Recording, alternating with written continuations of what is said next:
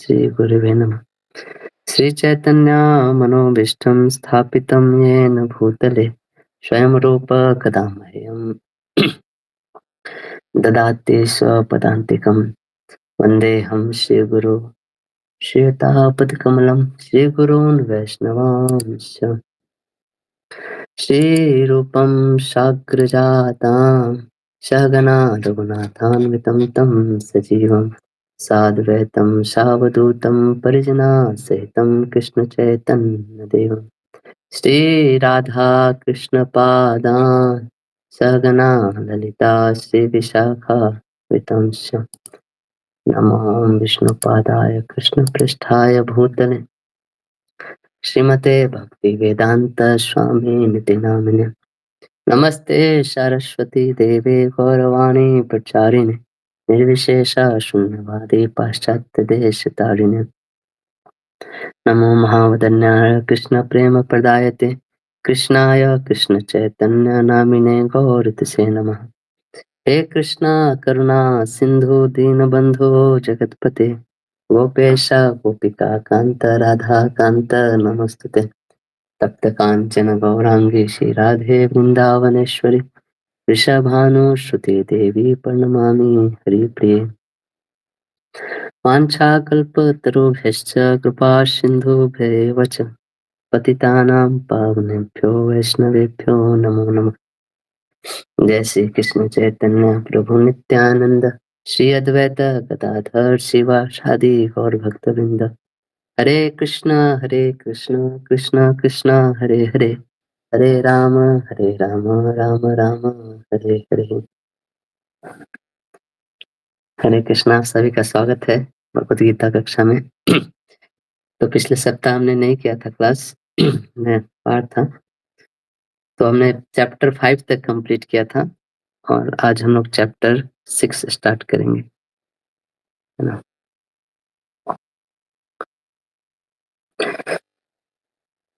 तो चैप्टर 6 का नाम है ध्यान योग, है ना।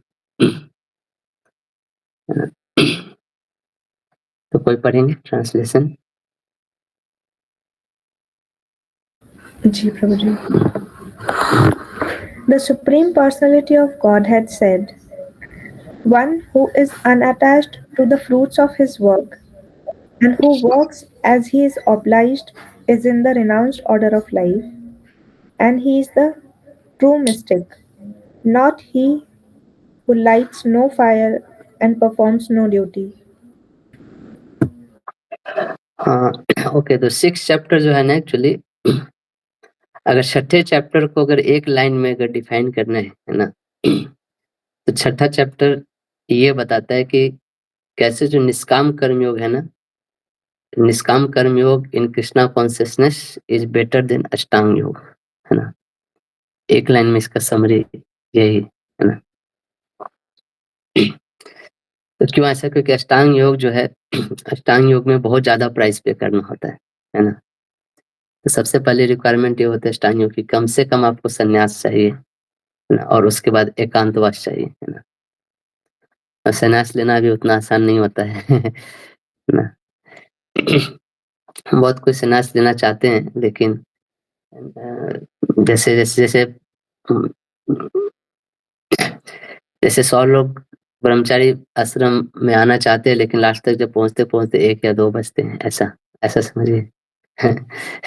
यततामपि सिद्धानाम, जैसे इस टाइप का जो लॉजिक होता है वो अप्लाई होता है। और उसके बाद एकांतवास, और एकांतवास भी आसान नहीं होता है ना, बहुत ही डिफिकल्ट होता है। लोग तो एकदम में ये हो जाते हैं। इवन जो जैसे जैसे सीरियल किलर सब जो होते हैं ना, जो बहुत क्या बोलते हैं, बहुत रफ एंड टफ होते हैं। सीरियल किलर के अंदर कुछ इमोशंस नहीं होते हैं। तो वो लोग भी जब जब उनको पुलिस लेके जाती है, उनको एकांतवास में रखती है ना। एकांतवास मतलब है कि उनको तो एक अलग एक रूम दे देती है जिसमें कोई व्यक्ति नहीं रहता है ना।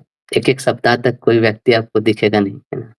फिर 1 सप्ताह के बाद थोड़ा उनको बाहर लेके जाते हैं थोड़ी देर के लिए, 1 घंटे तक। हाँ, देख लो दुनिया में और भी मतलब मनुष्य हैं जो अभी चल फिर रहे हैं।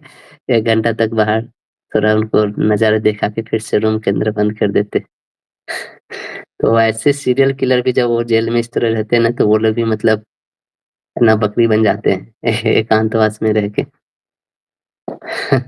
क्योंकि एकांतवास के लिए बहुत ही सत्व गुण चाहिए, है ना? इतना आसान नहीं होता, 100% सत्व गुण चाहिए उसके लिए।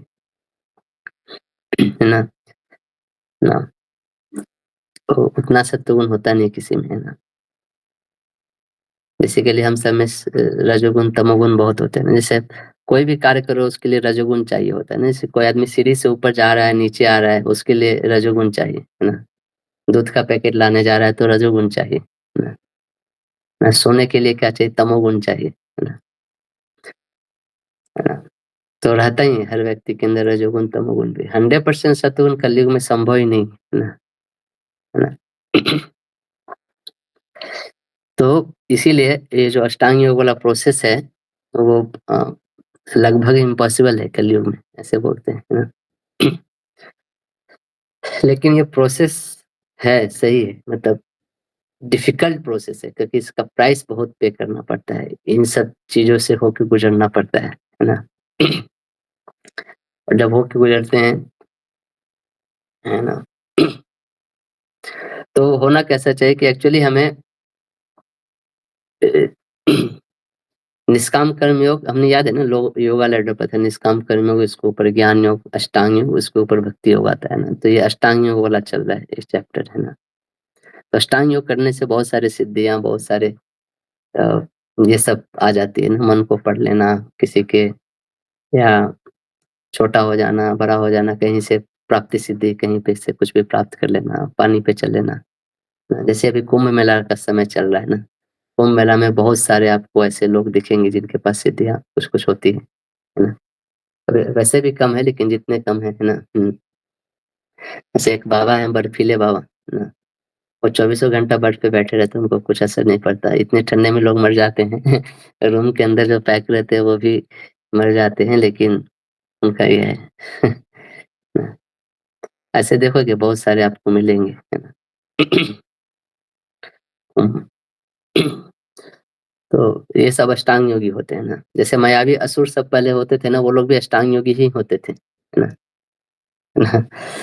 बहुत, अब देखोगे फोटो से बहुत सारे, हिरण्यकशिपु एक पैर पे खड़ा हो गया था, उसके पूरे शरीर के उसके मांस सूख गए थे, सिर्फ हड्डी दिखाई दे रहा था, है ना? उसके चींटियां जो उसके उसके पूरे शरीर को चींटियां ढक के अपना घर बना ली थी, है ना?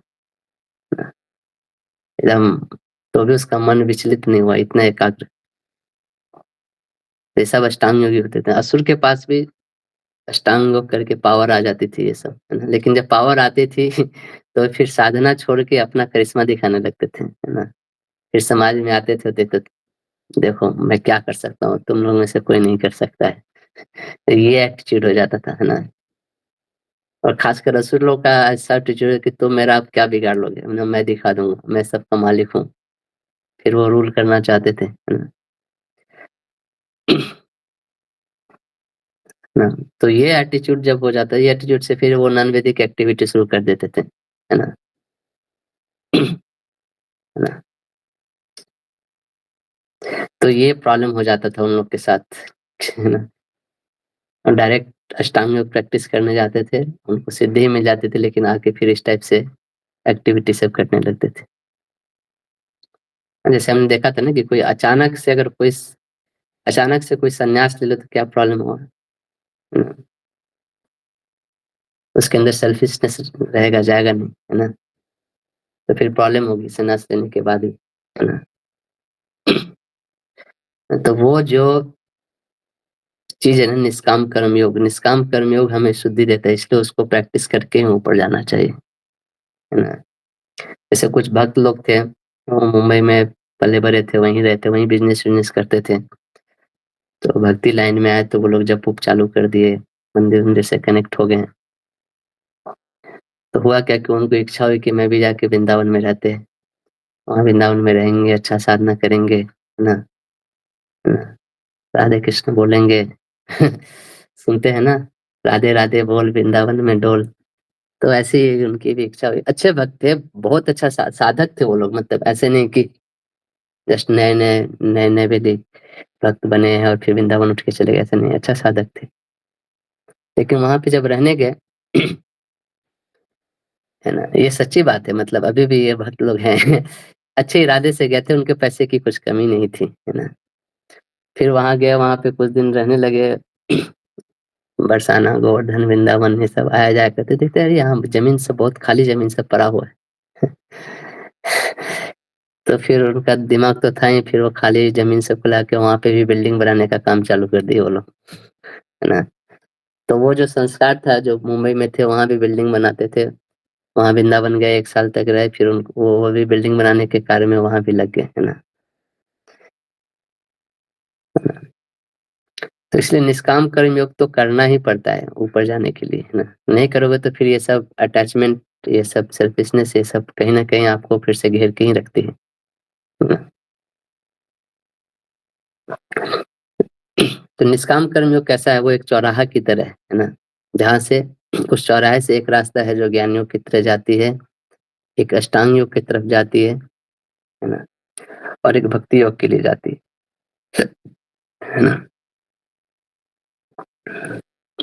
जैसे आप बनारस जाओगे ना तो वहाँ एक एरिया है कैंट एरिया, है ना? तो कैंट एरिया ऐसा है बनारस का, मतलब वहाँ से आपको सब जगह की ऑटो मिलेगी, है ना? और सब जगह से और सब जगह से वहाँ की ऑटो मिलेगी, ऐसा है ना? तो ये निष्काम कर्मयोग कैसा है, इस योगा लैडर का कैंट एरिया है, ऐसा समझिए। वहाँ से ज्ञान योग का भी रास्ता खुलता है, अष्टांग योग का भी, भक्ति योग का भी, इस टाइप से। क्योंकि निष्काम कर्मयोग जो है हमें शुद्धि देता है ना? शुद्धिकरण करता है ना? जब तक वो शुद्धिकरण नहीं होगा निष्काम कर्मयोग से, फिर ऊपर जाएँगे तो हम फँस जाएँगे, है ना? क्योंकि सारी प्रॉब्लम कहाँ से शुरू होती है? सेल्फिशनेस से, सेल्फ एन्जॉयमेंट करने से, है ना? आत्मेंद्रिय प्रीति वांछा, है ना? तो ये जल्दी जाती नहीं ये वाले टिश्यू।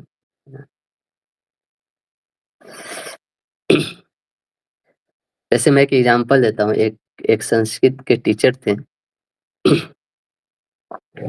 तो एक बच्चा था, उसको संस्कृत सीखना था, ये हाल-फिलहाल की ही बात है। तो वो गए उनसे, कहीं के थे, मुझे एग्ज़ैक्टली ये पता नहीं कहाँ के थे, लेकिन तो उनसे गए संस्कृत सीखने के लिए, तो वो जहाँ पे गए, शायद वृंदावन की ही बात है। हुँ।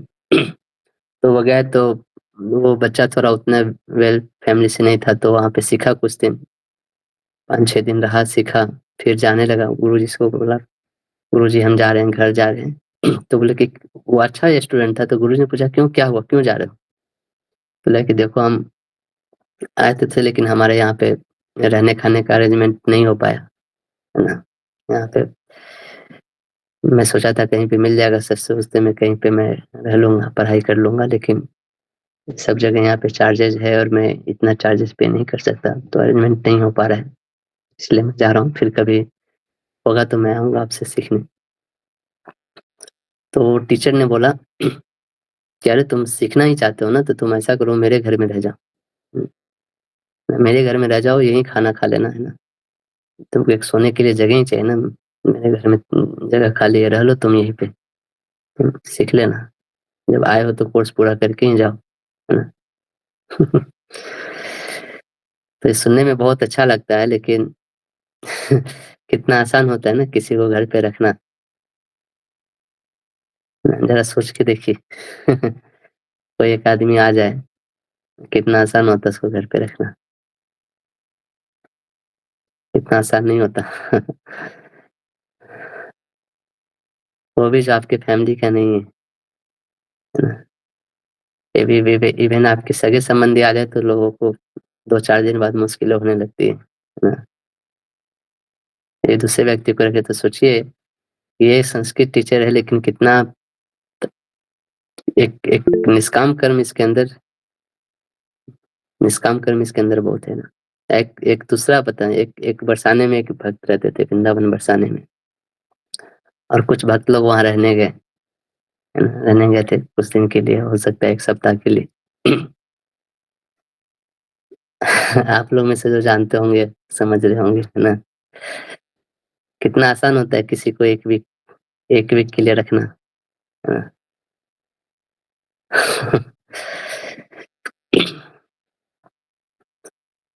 तो निष्काम कर्मयोग मस्ट है किसी भी ऊपर वाले लैडर के, किसी भी ऊपर वाले रास्ते में जाने के लिए। नहीं जाएंगे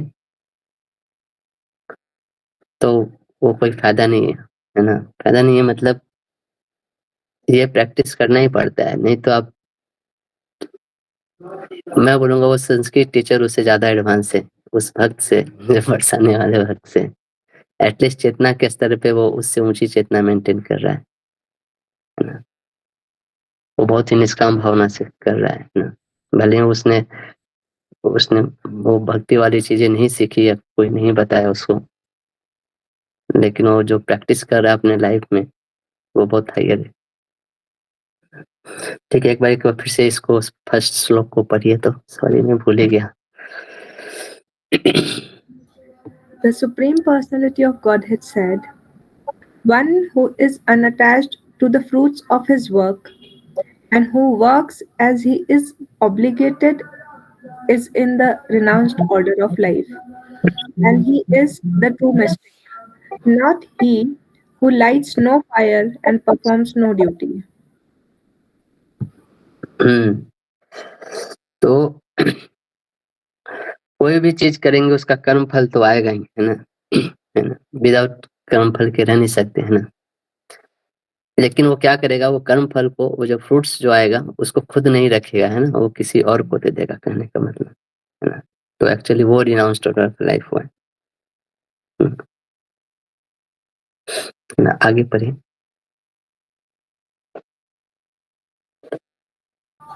What is called renunciation, you should know to be the same as yoga, or linking oneself with the Supreme. O son of Pandu, for one can never become a yogi unless he renounces the desire for sense gratification. Unless he renounces the desire for sense gratification, है ना? तो वो योगी तब तक नहीं कहलाएगा, है ना, जब तक उसके अंदर से, है ना, कर्म के फल को जो भोगने की इच्छा है ना, भोग लेने वाला जो टेंडेंसी है वो नहीं जाता है ना? आगे। For one who is a neophyte in the Eightfold Yoga system, work is said to be the means, and for one who is already elevated in yoga, cessation of all material activities is said to be the means.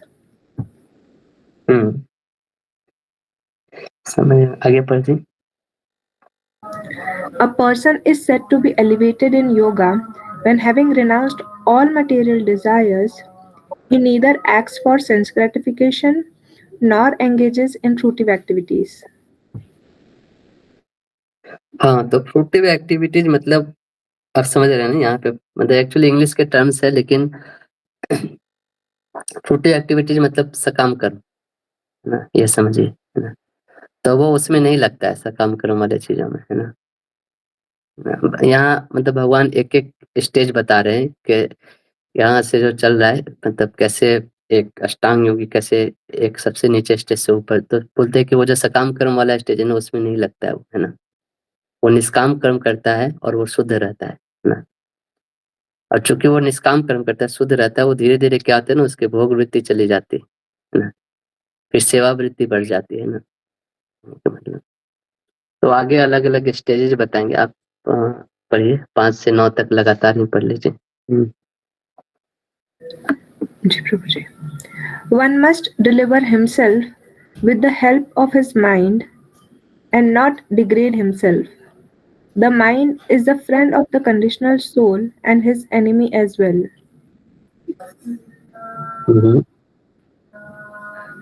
तो actually 5वां जो है ना, sorry, हाँ,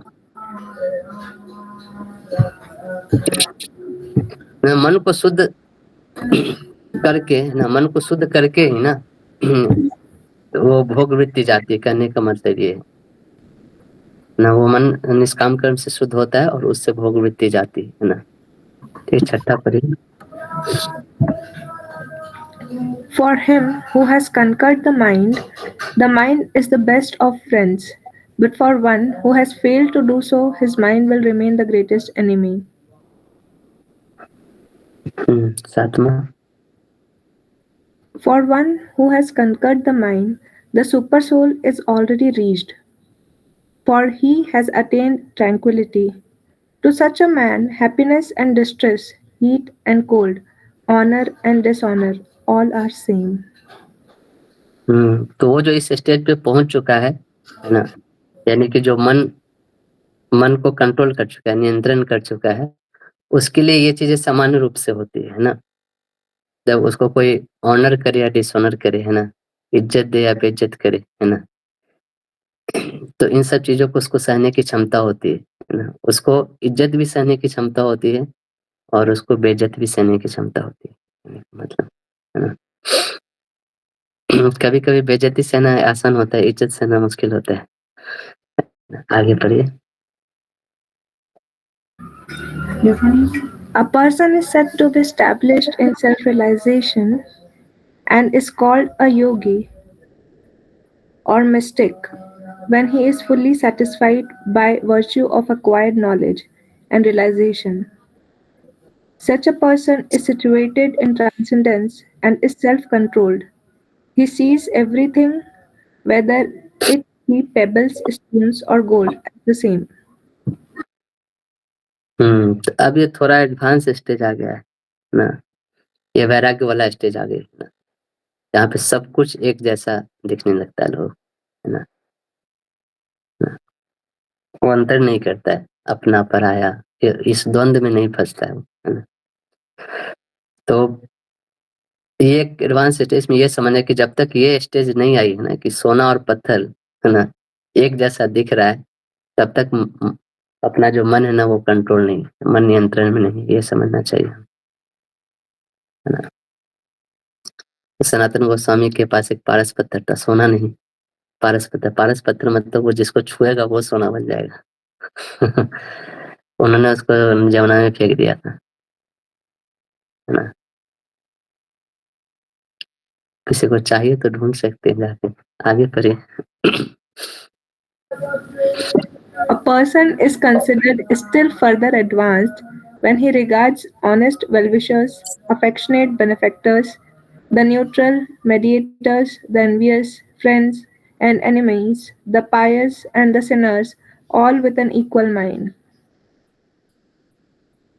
तो ये और भी ज्यादा एडवांस स्टेज है, यहाँ पे गियर और भी एक लेवल ऊपर चला गया, है ना. ये अष्टांग योग का एकदम एडवांस स्टेज है ना. तो शुरुआत कहाँ से होती है? निष्काम कर्म योग से हुई, है ना, और धीरे धीरे advance stage of advance stage of अष्टांग योग तक, है ना, जा रहे हैं, है ना. लेकिन जो लोग डायरेक्ट जंप मार देते हैं, जैसे असुर लोग, आपने सुना होगा ना कृष्ण लीला में ये सब असुर के नाम आते थे, बकासुर, अघासुर. ये सब भी सिद्धि प्राप्त की हुई थी अष्टांग योगा से, है ना. ऐसे इनके पास बहुत सिद्धियां थी, है ना. बड़ा छोटा ये सब कर लेते थे अपने आप को, लेकिन मन को शुद्ध नहीं किए थे, इसलिए लोग प्रॉब्लम में फंस जाते थे, है ना. तो आगे जो श्लोक है ना 10 से 32 तक, है ना, इसमें ये बताया जाए कि अष्टांग योग करते कैसे हैं, उसका वर्णन किया जाएगा, है ना. तो इसमें ज्यादा कुछ कंसेप्ट नहीं है, समझने का कुछ नहीं है ना. वो है तो एक वैदिक प्रोसेस ही है ना. इसमें आप बहुत सारे देखोगे, प्रभुपाद ने एक्चुअली, आप लोग अगर टाइम मिले तो पढ़ लीजिएगा, प्रभुपाद ने बहुत अच्छा प्रपोर्ट लिखा है सबका, है ना. और खासकर प्रभुपाद ने प्रपोर्ट में फोकस किया है हरि नाम के ऊपर, है ना, है ना. तो हम उतना डिटेल में नहीं जाएंगे, हम तेजी से इसको पढ़ेंगे. आप लोगों को कभी समय मिले तो ये चीज पढ़ लीजिए, है ना. ठीक है, पढ़िए 10 से 32 तक.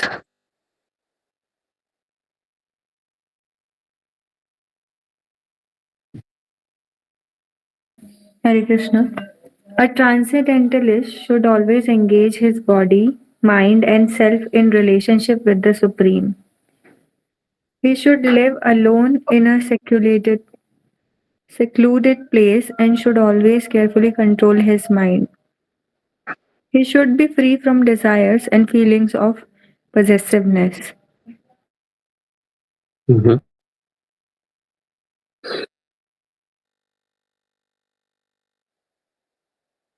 ओके, नीचे है।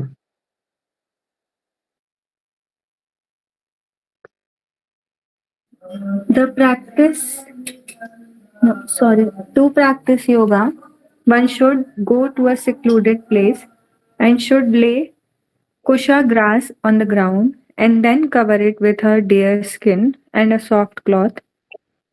The seat should be neither too high nor too low and should be situated in a sacred place. The yogi should then sit on it very firmly and practice yoga to purify the heart by controlling his mind. Controlling his mind, senses, and activities, and fixing the mind on one point. हाँ, One should be one should hold one's body, neck, and head erect in a straight line and stare steadily at the tip of the nose. Thus, with an unagitated, subdued mind, devoid of fear, completely free from sex life, one should meditate upon me within his heart and make me the ultimate goal of life.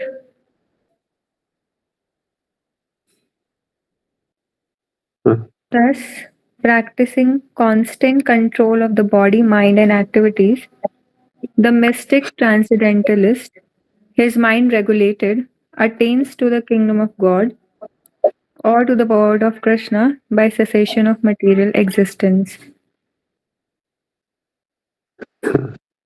आगे। There is no possibility of one's becoming a yogi, or, O Arjun, if one eats too much or eats too little, sleeps too much or does not sleep enough. हम्म। तो जो ज्यादा खाता है वो भी योगी नहीं बन सकता, लेकिन जो कम खाता है वो भी नहीं बन सकता। जो जरूरत है उतना, और जो ज्यादा सोता है वो भी नहीं। मतलब बहुत ही रेगुलेटेड लाइफ स्टाइल करने का मतलब ये है ना। हम्म। प्रभु जी 15 वाले उसमें क्वेश्चन था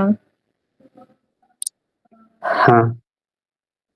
कि इसमें जो control of body mind and activities mystic transcendentalist की बात हुई है, वो किंगडम ऑफ गॉड और अबोर्ड ऑफ कृष्णा कैसे अटेंड कर सकते हैं? उनका तो वो गोल ही नहीं होता, वो तो परमात्मा को हृदय में देखते हैं, तो उनका फिर डेस्टिनेशन क्या होता है?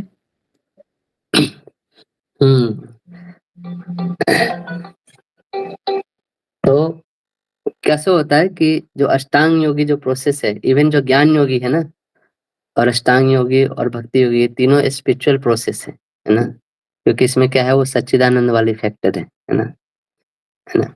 तो किंगडम ऑफ गॉड मतलब ये लोग भी बहुत शुद्ध होते हैं। ये लोग साक्षात परमात्मा का साक्षात्कार करते हैं ना, मन को इतना एकाग्र कर लेते हैं, है ना। इनके मन में इनके मन में भगवान स्वयं प्रकट हो जाते हैं। मतलब इनके इतना कंट्रोल होता है कि जो जैसे हम किसी को बाहर देखते हैं ना, वैसे ये लोग मन के अंदर स्वयं भगवान देखते हैं, और इतना एकाग्र होता है कि वही भगवान फिर उनके आंखों के सामने भी प्रकट हो जाते हैं ना। जैसे इसका मैं एक एग्जांपल देता हूँ। इसका जो ये जो बताया जा रहा है ना, आप इसको समझ पाओगे। इसका बेस्ट एग्जांपल है ध्रुव महाराज। ध्रुव महाराज भी अष्टांग योग किए थे 6 महीना के अंदर। तो जब वो करते थे ना, तो शुरू में वो दिन में एक बार खाते थे, फिर 3 दिन में एक बार खाने लगे, फिर 3 दिन में एक बार मतलब कि जल पीने लगे, फिर ऐसे कर के ऐसा हुआ कि 3-4 दिन में एक बार सांस लेते थे ऐसा। और इनके अष्टांग योग का प्रभाव ऐसा था कि पूरे वायु और ये सब रुक गई थी चलना, है ना। और तो इनके इतना लीन हुए कि इनके हृदय में भगवान प्रकट हुए ऐसे। और फिर अचानक भगवान का दर्शन कर रहे थे अपने हृदय में, देखिए अचानक हमारे हृदय से भगवान गायब हो गए, है ना। तो गायब हो गए, तो फिर सामने से आवाज आई, तो फिर आँख खुले तो जो भगवान के हृदय में दर्शन कर रहे थे वही भगवान सीधे सामने प्रकट हो गए, है ना।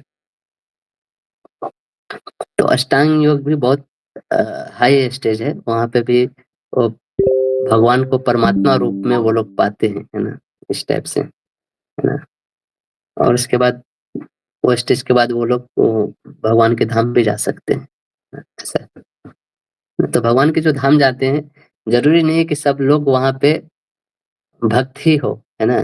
जैसे जो एक भक्त जो होते हैं उनकी क्या विशेषता होती है कि वो वहाँ जाके भगवान की भक्ति में, सेवा में लगे रहते हैं। बहुत लोग योगी भी जाते हैं, वो जाके वहाँ पे सिर्फ भगवान का दर्शन करते रहेंगे, है ना? इस टाइप से भी होते हैं, ऐसे। है ना? तो ये भी एक स्पिरिचुअल प्रोसेस ही है। तो एक स्पिरिचुअल प्लेटफ़ॉर्म होता है और एक डिवोशनल प्लेटफ़ॉर्म होता है, दोनों में अंतर है। और एक मटेरियल प्लेटफ़ॉर्म होता है, तो हम लोग अभी मटेरियल प्लेटफ़ॉर्म पे। इससे ऊपर होता है स्पिरिचुअल प्लेटफ़ॉर्म और उसके ऊपर होता है डिवोशनल प्लेटफ़ॉर्म। डिवोशनल प्लेटफ़ॉर्म में सेवा रहता है भगवान का, है ना? तो बहुत सारे ऐसे लोग होते हैं जो मटेरियल नहीं होते लेकिन स्पिरिचुअल प्लेटफ़ॉर्म पे होते हैं, है ना? है ना? तो स्पिरिचुअल प्लेटफ़ॉर्म वाले भी स्पिरिचुअल वर्ल्ड में भी रह सकते हैं, ऐसा करके। लेकिन वो भगवान की सेवा नहीं करते, वहाँ जस्ट रहते हैं, है ना? ऐसा होता है। ठीक है? जी प्रभुजी। हाँ, ये हो गया। आगे बढ़िए।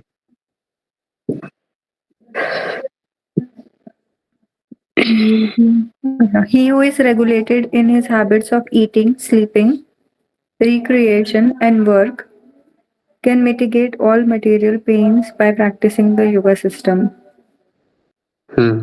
यहाँ पे आपके साधना कार्ड की बात हो रही है ना? When the yogi, by practice of yoga, disciplines his mental activities and becomes situated in transcendence, devoid of all material desires, he is said to be well established in yoga.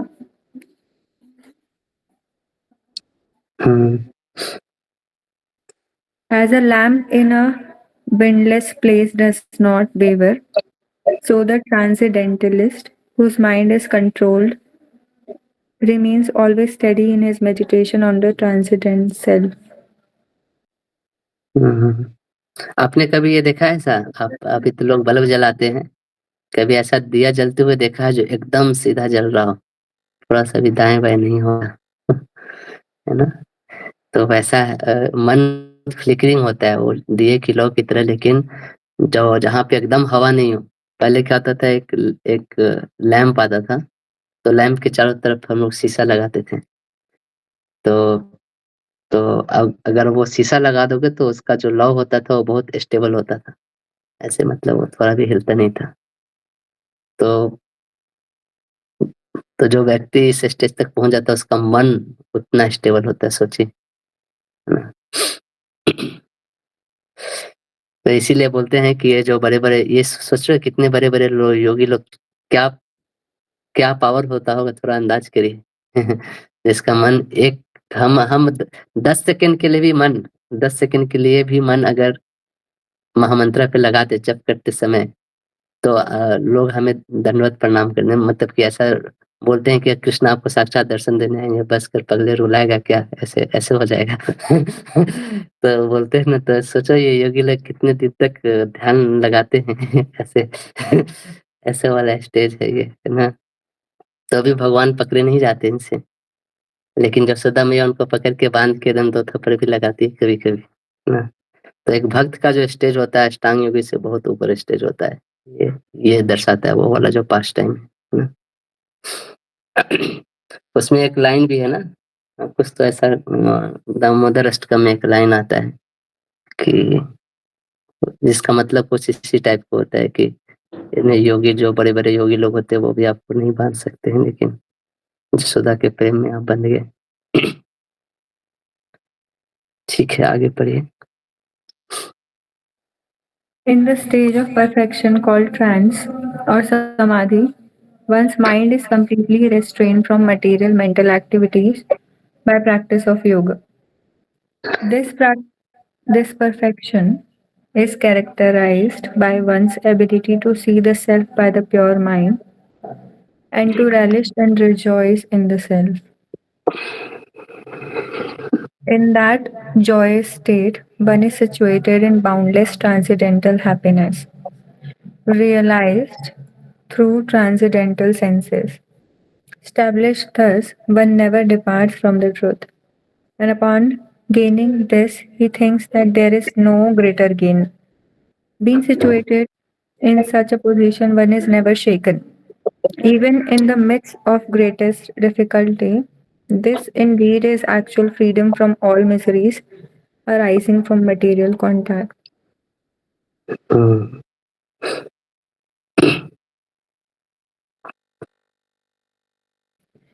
One should engage oneself in the practice of yoga with determination and faith and not be deviated from the path. One should abandon without exception all material desires born of mental speculation and thus control all the senses on all sides by the mind. Hmm. Gradually, step by step, one should become situated in trance by means of intelligence, sustained by full conviction.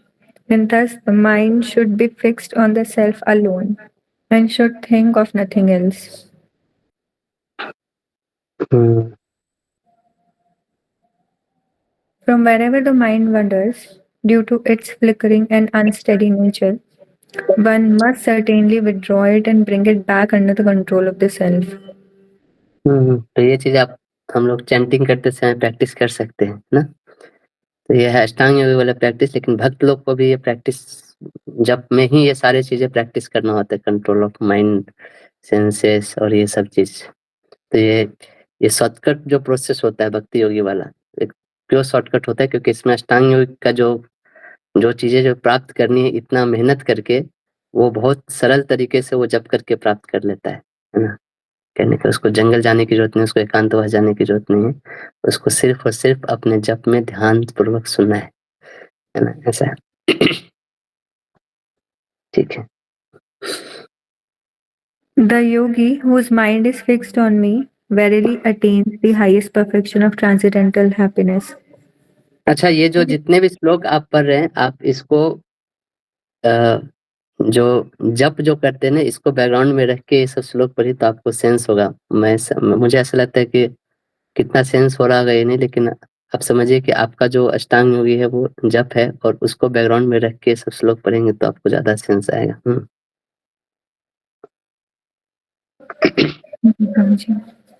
The yogi whose mind is fixed on me verily attains the highest perfection of transcendental happiness. He is beyond the mode of passion. He realizes his qualitative identity with the Supreme, and thus he is freed from all reactions to past deeds. Hmm, Thus, the self controlled yogi, constantly engaged in yoga practice, becomes free from all material contamination and achieves the highest stage of perfect happiness in transcendental loving service to the Lord. Hmm, A true yogi observes me in all beings and also sees everything being in me. Indeed, the self realized person sees me, the Supreme Lord, everywhere. हुँ,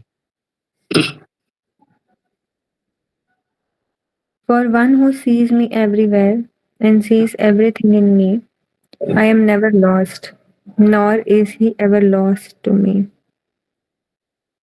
यो मां पश्यति सर्वत्र सर्वं च मयि पश्यति तस्याहं न प्रणश्यामि स च मे न प्रणश्यति। ये अच्छा श्लोक है।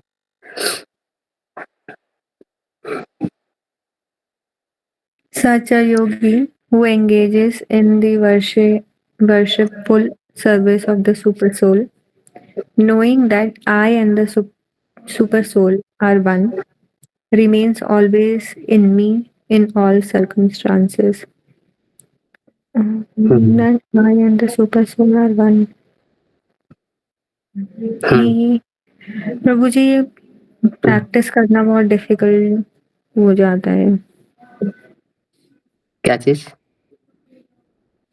वो श्लोक कि हाँ सब भगवान को सब जगह देखना और सबके अंदर भगवान देखना। हुँ, मतलब इन जनरल कैसे धीरे-धीरे प्रैक्टिस कर सकते हैं?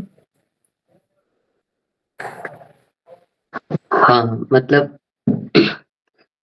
ये कैसे कि ये एक चेतना का स्तर है, जो आप बात बोल रहे हो ना, है ना? तो हमारे जो आचार्यों ने बताया है ना, वो अगर आप उत्तमा भक्ति कर रहे हैं ना, तो उसका भी यही चेतना हो जाता है ना। उत्तमा भक्ति का मतलब इतना चीज़ जो पापड़ बेल के जो अष्टांग योगी करते हैं, हमारे आचार्य ने बोला कि ठीक है, वो एक्सटर्नल सबको हटा दो। तुम्हारी चेतना को ही ऊपर ले जाओ। चेतना को ऊपर ले जाने के लिए उन्होंने एक प्रोसेस बताया, बोले कि तुम उत्तमा भक्ति करने की कोशिश करो, है ना? तो उत्तमा भक्ति का डेफिनेशन भक्ति रसामृत सिंधु में, है ना, उन्होंने दिया है, रूप गोस्वामी ने, है ना? अन्याभिलाषिता शून्यम ज्ञान कर्मादीनावृतम अनुकूलेन कृष्णानुशीलनम भक्ति रूप। तो ये भी जो स्टेज आया है ना कि सब में, सब सर्कमस्टांसेस में भगवान को देखना, सब में भगवान जीव को देखना, तो बोलते हैं कि तुम ये वाला जब हम जिस भी स्टेज में हैं, हम आत्मा भक्ति नहीं कर रहे, हम मतलब सामान्य भक्ति ऐसा बोल सकते हैं। तो वहां से धीरे धीरे उस स्टेज तक जाना कि सिर्फ और सिर्फ, है ना, भगवान के लिए, भगवान की प्रसन्नता के लिए कोई भी चीज करना, कोई भी एक्टिविटी करना, या कुछ भी सोचना, इवन माइंड में सोचना भी एक एक्टिविटी होता है ना। फिर उत्तम भक्ति करने का जो प्रोसेस है, उसमें बहुत सारा, फिर आगे जब हम लोग भक्ति रसामृत सिंधु पढ़ेंगे ना, तो इसमें बहुत सारे डिटेल आएंगे उन सब चीजों के, है ना। तो उस टेक्निकलिटी को वहां पे हम लोग बहुत अच्छे से समझेंगे, लेकिन कहने का मतलब है कि वो प्रैक्टिस में लाने से ये चेतना हम पा सकते हैं, जो एक अष्टांग योगी इस चेतना तक जो पहुंचता है ना। तो उसमें क्या होता है कि फिर आप देखने लगते कि हर हर व्यक्ति के पीछे, हर जगह के पीछे की सुंदरता आप देखना चालू कर देते हो, है ना। एक खराब व्यक्ति भी आपको अच्छा ही लगता है। ये स्टेज है ना, क्योंकि आप वो व्यक्ति को नहीं देख रहे हो, उसके नेचर को नहीं देख रहे हो, भौतिक गुण को नहीं देख रहे हो, कृष्ण को ही देख रहे हो। ऐसा वो स्टेज होता है। आप जीते हो कि सिर्फ और सिर्फ कृष्ण को प्रसन्न करने के लिए जीते हो, है ना, है ना। तो किसी को देख के जब हम खुश होते हैं, तो एक एक मतलब ये बहुत ही हाई स्टेज है चेतना का। इसका एक्सपीरियंस तो मतलब हमें किसी को नहीं है, लेकिन आचार्य ऐसा लिखते हैं कि ये स्टेज में लोग ऐसा एक्सपीरियंस होता है कि वो फिर किसी से भी द्वेष ये सब चीजें नहीं होता है ना। तो सब कृष्ण में ही दिखता है, क्योंकि कोई भी चीज कृष्ण से अलग है ही नहीं दुनिया में, ऐसा दिखने लगता है ना। जैसे एक कैसे बोले, एक चीज को हम समझने की कोशिश करते हैं, बहुत टेक्निकल है, लेकिन पता नहीं हम समझ पाएंगे कि नहीं। एक बार शायद मैं बताया भी था, जैसे स्पिरिचुअल चीजों और भौतिक चीजों को कैसे हम लोग आइडेंटिफाई करते हैं। जैसे होता है सब अर्थ और ज्ञान की त्रिपुटी बोलते हैं इसको। अगर ये चीज समझ में आए तो भी अच्छा है, नहीं समझ में आए तो भी कोई प्रॉब्लम नहीं है ना। ये मैं इसलिए समझा रहा हूँ क्योंकि एक आपको झलक मिलेगा कि हम जब भगवान कृष्ण बोलते हैं, है ना, तो वो कृष्ण का नाम और कृष्ण दोनों अलग नहीं है ना। तो उसी तरह जब हम उस चेतना में पहुंचते हैं ना, तो सब कुछ एक कृष्ण ही दिखते हैं हमके, है ना। तो भौतिक जगत में शब्द होता है ना, शब्द से हम किसी भी चीज को जानते हैं, है ना। अब ऐसे समझिए, ट्रायंगल बनाते हैं, यहाँ पे शब्द, अर्थ और ज्ञान, है ना। तो जैसे कोई शब्द बोलते हैं, मान लीजिए हम बोलते हैं जल, है ना। तो भौतिक जगत में कोई शब्द बोलते हैं जल, तो कोई पूछेगा जल मतलब क्या होता है, तो बोलेगा जल मतलब होता है पानी, है ना। लेकिन जल मतलब पानी थोड़ी होता है। पानी तो उसका पर्यायवाची शब्द हो गया, मतलब उसी तरीके से एक शब्द को दूसरे शब्द से बता रहे हैं, उसका पर्यायवाची शब्द बना है। जल मतलब होता है वो जो हम पीते हैं एक्चुअली, और जिसको पीने से हमारा प्यास बुझता है, वो एक जो तरल जो सब्सटेंस है उसको जल बोलते हैं। तो एक शब्द होता है और उसका अर्थ होता है। तो इस जल रूपी शब्द का अर्थ क्या है? वो तरल पदार्थ जो हम पीते हैं, है ना? इसको अर्थ को समझने के लिए ना, तो जल शब्द, और जब हम जल शब्द बोलते हैं तो उससे जो अर्थ हमें निकलता है वो ये है। लेकिन जैसे हम आम बोलते हैं तो हमको आम मिल नहीं जाता है खाने के लिए, है ना? आम आम शब्द का अर्थ वो होता है एक्चुअली जो आम है, जिसको हम छू सके, उसको पील ऑफ कर सके और उसको खा सके, उसको बोलेंगे आम। जनरली हमको कोई आम बोलता है तो हम आम एक इमेजिन करते हैं अपने माइंड में, कोई पीला रंग का एक होगा, इतना बड़ा कोई गोल चीज होगा, जो ऐसा सुगंध होगा, है ना? ऐसा दिखता होगा और ऐसा स्वाद होता होगा उसका। ये ऐसा ऐसा अपने माइंड में एक फिगर बनाते हैं, ऐसा समझिए, है ना? लेकिन वो आम नहीं है, वो जस्ट एक आम का हम फिगर बना रहे हैं। आम जब शब्द बोलते हैं तो एक्चुअल में आम क्या है, जो हम हाथ में लेके खाते हैं, है ना? वो उसके अर्थ को डिपिक्ट करता है ना? है ना? तो इस भौतिक जगत में इस शब्द और शब्द का अर्थ दोनों अलग-अलग होता है, ऐसे समझिए। जैसे बच्चे को, जैसे आप अब एक छोटे बच्चे को इमेजिन करिए, छोटे बच्चे को कोई चीज़ सिखाना होता है। अरे देखो इसको नाक बोलते हैं, तो उसको जब हम नाक शब्द जब उसको बोलते हैं तो वो कुछ समझ नहीं पाता है। तो उसको बोलते हैं, इसको इसको नाक बोलते हैं, देखो यहाँ पे हाथ रखे, इसको नाक बोलते हैं। तब उसको धीरे-धीरे समझ में, ऐसे हर एक चीज़ का अर्थ उसको वो चीज़ को दिखा के समझाना पड़ता है ना? तो अर्थ अलग होता है और शब्द अलग होता है ना? ऐसा समझिए। तो शब्द, है ना? अर्थ, और अर्थ का जब ज्ञान दिलाते हैं बच्चे को कि इसको नाक बोलते हैं, तब उसको जाके वो शब्द का जो मतलब है मैनिफेस्ट होता है उसके दिमाग के अंदर, है ना? तो इसको बोलते हैं शब्द, अर्थ, ज्ञान, त्रिपुटी। तो ये भौतिक जगत में ऐसा होता है क्योंकि भौतिक जगत क्या है, जड़ है। लेकिन आध्यात्मिक चेतना में जब हम बोलते हैं ना कृष्ण शब्द, तो कृष्ण शब्द के साथ और अर्थ दोनों एक साथ ही होता है, वो अलग-अलग नहीं होता है उसका एक्सपीरियंस। क्योंकि भौतिक क्या है, एक जड़ चीज है और एक शब्द क्या है, एक सटल चीज है। तो दोनों को समझाने के लिए शब्द, अर्थ, ज्ञान की त्रिपुटी लगती है। लेकिन आध्यात्मिक जगत में जब हम कृष्ण बोलते हैं तो कृष्ण, कोई भी शब्द जो आध्यात्मिक है, ट्रांसेंडेंटल है, उसके साथ उसका अर्थ उसमें निहित होता है ना? तो मान लीजिए कि कोई आध्यात्मिक जगत में पानी बोला तो वो पानी पीने का सुख उसको मिल जाता है, ऐसा समझिए। कृष्ण बोला तो कृष्ण और कृष्ण का नाम दोनों अलग नहीं होता है वहां पे। कृष्ण, वो जो शब्द का अर्थ, और कृष्ण, कृष्ण शब्द का अर्थ, जैसे भगवान कृष्ण हुए ना, तो वो शब्द के साथ ही मैनिफेस्ट होता है, ऐसा समझिए। थोड़ा मुश्किल है क्योंकि हम में से किसी को एक्सपीरियंस नहीं है ये चीज, लेकिन ऐसे ही कुछ होता है। इसलिए हमारे आचार्य लोग लिखते हैं, जब हम कृष्ण नाम जब जपते हैं ना, ये ट्रांसेंडेंटल साउंड वाइब्रेशन है, स्वयं भगवान कृष्ण हमारे जीवा पे डांस करते हैं, ऐसे लिखते हैं वो, है ना? तो वो पावर होता है। तो रूप गोस्वामी लिखते हैं कि मेरे 1000 कान हो और मेरे हजारों जीवा हो, मैं जिससे कृष्ण का नाम ले सकूं और कृष्ण का नाम सुन सकूं, ऐसा ऐसा ऐसा लिखते हैं वो, है ना?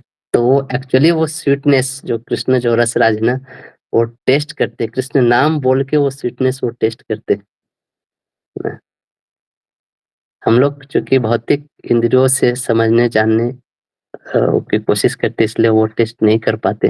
लेकिन जो जिसकी चेतना उस लेवल तक पहुंची होती है, वो उस चेतना से उस चीज को, मतलब उस प्रेजेंस में जीते हैं, है ना?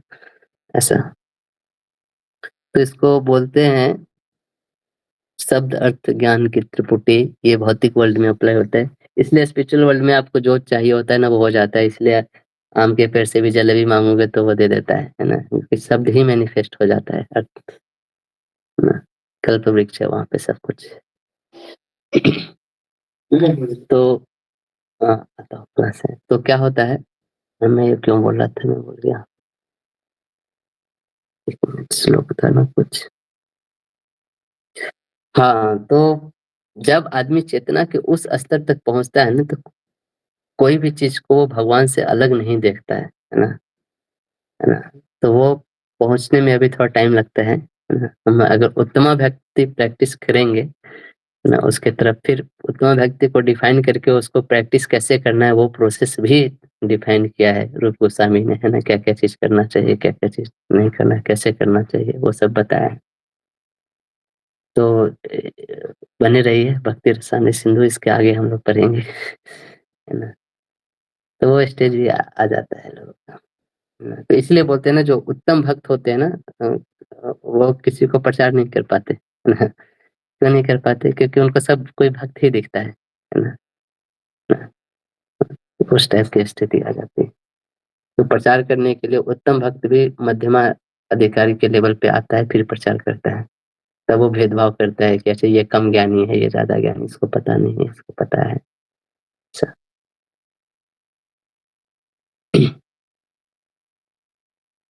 है ना? आगे पढ़िए। He is a perfect yogi who, by comparison to his own self, sees the true equality of all beings, in both their happiness and their distress, O Arjuna. हुँ, हुँ। है ना? तो सब में वो सच्चित आनंद सिर्फ़ इसी चीज़ को देखता है ना? वो किसी भी असत्य चीज़ को नहीं देखता है, सब में सत्य चीज़ को ही देखता है। किसी में वो अशाश्वत चीज़ों को नहीं देखता, वो सिर्फ़ शाश्वत चीज़ों को ही देखता है ना? है ना? है ना? देखिए, एक शाश्वत होता है, एक अशाश्वत होता है। हमें ये दुनिया बहुत ही हम बहुत ही ये दुनिया में बहुत ही सीरियसली एंगेज है, ऐसा समझिए, है ना? ये सब चीज़ें हमारे लाइफ़ में बहुत मैटर करती है ना? जैसे एक एक एक एक ह्यूमन लाइफ़ है, सपोज़ करिए यहाँ से यहाँ तक, है ना? 0 से मान लीजिए 80 साल तक कोई जीता है। ये 80 साल का जो टाइम पीरियड होता है ना, वो इसमें इतना खो जाता है, तो इसके पीछे जो छुपा हुआ जो सत्य होता है ना? है ना? यानी कि सोल, उसको वो देख नहीं पाता है। हाँ, अब आप समझिए ऐसे वो कितने ह्यूमन लाइफ़ लिया हुआ है, ऐसे, है ना? जब इस मान लीजिए एक बार वो ह्यूमन बना, एक बार कुत्ता बना, एक बार बिल्ली बना, एक बार चूहा बना, एक बार चमगादड़ बना, एक बार साँप बना, एक बार मच्छर बना, एक बार आदिदेव बना, एक बार कुछ बना, ऐसे बना, है ना? बहुत सारी चीज़ बना वो, है ना? जब इस पूरे टाइम पीरियड को देखेगा, मान लो ऐसा ऐसा उसका जन्म लेते-लेते ना 1 लाख साल बीत गया, है ना? 1 लाख साल तक अगर वो ऊपर से ऑब्ज़र्व कर रहा है इन सारी चीज़ों को, तो वो क्या देखेगा? ये इस टेम्पोरेरी चेंज होते हुए चीज़ों को नहीं देखा, वो देखेगा कि कौन है, वो इस सोल को देख पाएगा, है ना? लॉन्ग टर्म में, है ना? तो ये देखेगा कि क्या ये सब जो चीज़ें था, जो हमारा शरीर बदल रहा था, वो अशाश्वत था और शाश्वत क्या था? ये सोल, है ना? वो हमेशा ही रह रहा है ना? तो इसी तरह और भी अगर इसको मान लीजिए 1 टू इन्फिनिटी कर दिया जाए, 0 से इन्फिनिटी तक इसको अगर कर दिया जाए, है ना?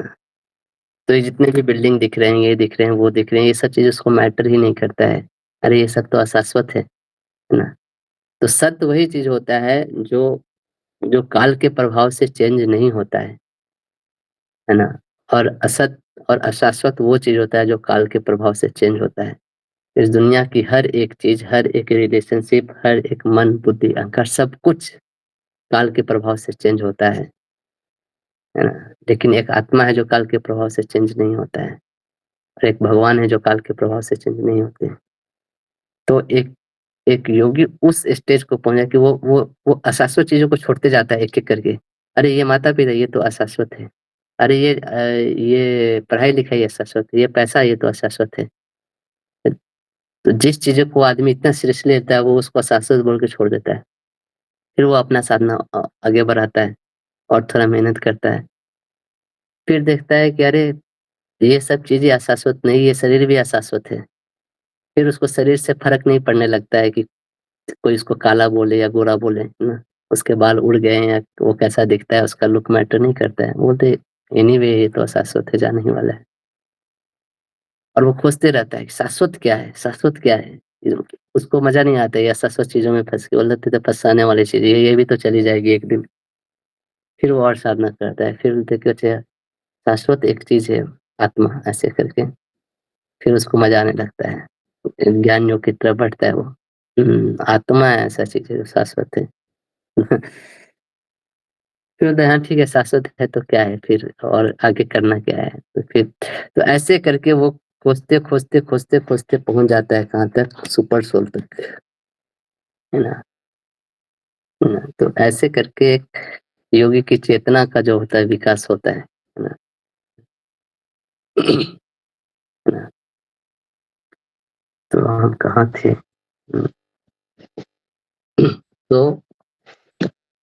तो by comparison of his own self sees the true equality of all beings in both their happiness and distress. The happiness distress उसके लिए मतलब क्या छू मंतर है, वो क्या ही फर्क पड़ रहा है ना? कोई हमको रसगुल्ला ला के दे रहा है या कोई जलेबी खिला रहा है, वो कुछ मतलब नहीं। वो सब ऑल लिविंग बींग्स को क्या देखता है? वो सिर्फ सत्य देखता है इस संसार में। सत्य क्या है?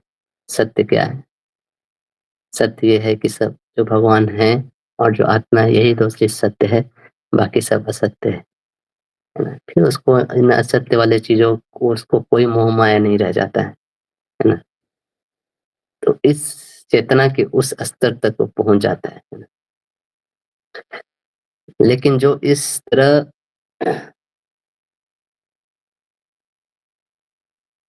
है ना?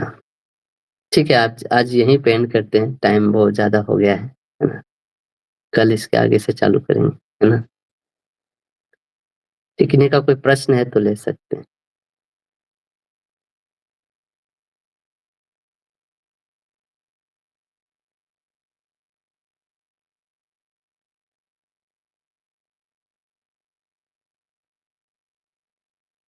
अष्टांग योग, जैसे ध्रुव महाराज थे अष्टांग योगी थे, ऐसे अष्टांग योग का एक और एग्जाम्पल आता है विश्वामित्र का कहानी आप लोगों ने सुना होगा। तो वो भी एक अष्टांग योगी थे, ब्रह्मर्षि के पोस्ट तक पहुंचे थे अष्टांग योग करते करते।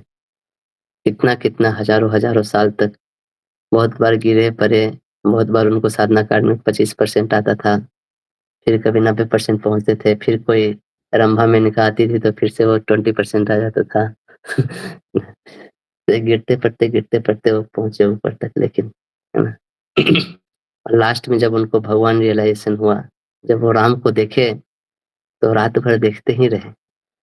वो पहली रात सोए नहीं जब राम को लेके। है ना? और सुबह उठते हैं तो उनका होता है कि जनरली शिष्य उठता है गुरु को उठाने के लिए, विश्वामित्र खुद राम जी को उठाते हैं, बोलते हैं कौसल्या सुप्रजा पूर्व संध्या प्रवर्तते उत्तिष्ठत उत्तिष्ठत नरसार्दूल्यम। उत्तिष्ठ नरसार्दूल्यम, कुछ ऐसे कुछ श्लोक गाते हैं रामायण का, है ना? है एक भक्ति योगी का जो स्टेज होता है ना? ठीक है, कोई प्रश्न नहीं तो यहीं पे एंड करते हैं, फिर कल हम लोग लेंगे, है ना? Thank you. Shri Hare Krishna and Pranam. Thank you so much, Prabhuji. Dandavat Pranam. Hare Krishna.